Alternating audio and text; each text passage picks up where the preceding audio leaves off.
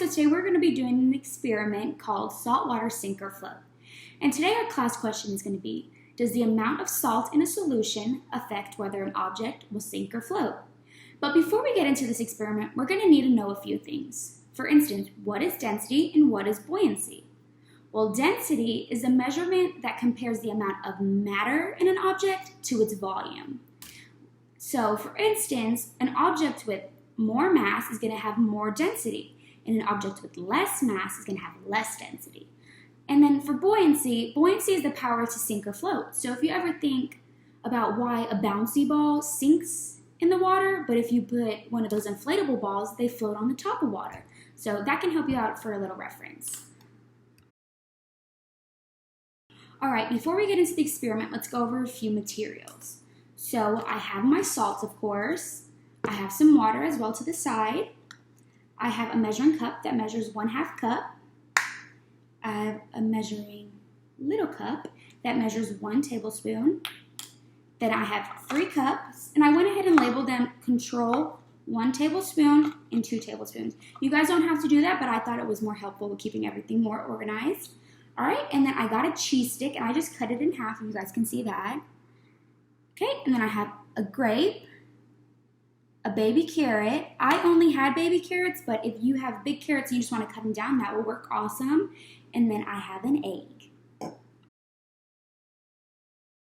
Okay guys, so we have completed step 1 already by gathering all of our materials. Now let's move on to the next step.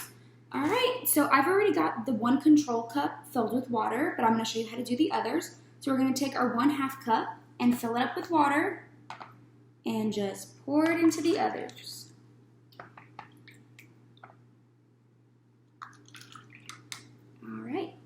Then the next step of our experiment is to take our 1 tablespoon measuring, and we're going to fill it up with salt. Okay, after it is filled to the top, we're going to go ahead and dump it in the 1 tablespoon cup, and then we're going to mix until it's dissolved.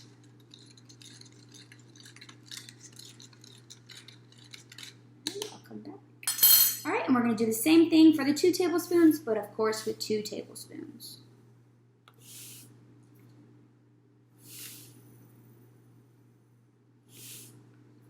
And again, mix until dissolved.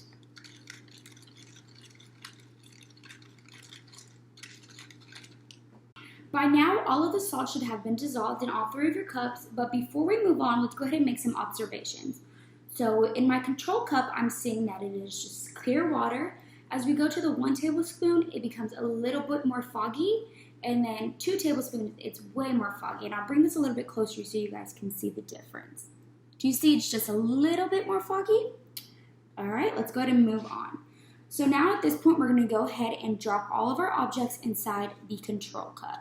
So we'll move the other ones to the side, and we're just going to do the control cup. All right, so the cheese stick sinks, the grape sinks, our carrot sinks, and I think I'm going to have to move some of these out so I could drop the egg. All right. And yep, our egg sinks. All right, go ahead and record what you see in all of your results. All right, now we're gonna go ahead and move on to our 1 tablespoon. We're gonna do the same exact thing as we did for the control group and drop all of our things in and record our data. So I'll go ahead and do that for an example. All right, our cheese stick is actually, it's at a point of neutral buoyancy. So that means that it's pushing down at the top and pushing up, so it's kind of just floating in the middle of the liquid. All right, our grape is doing about the same. It's a little bit more on the floating side.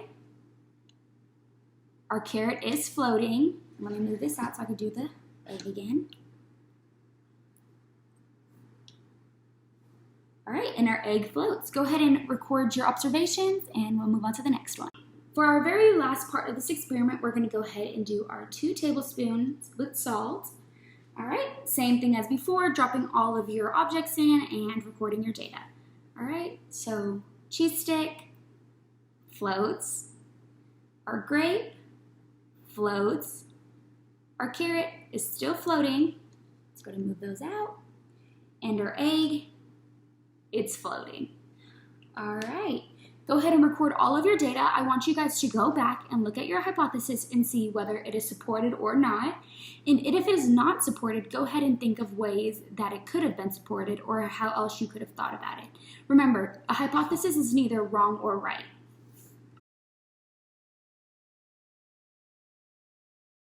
So that finishes up our saltwater sink or float experiment.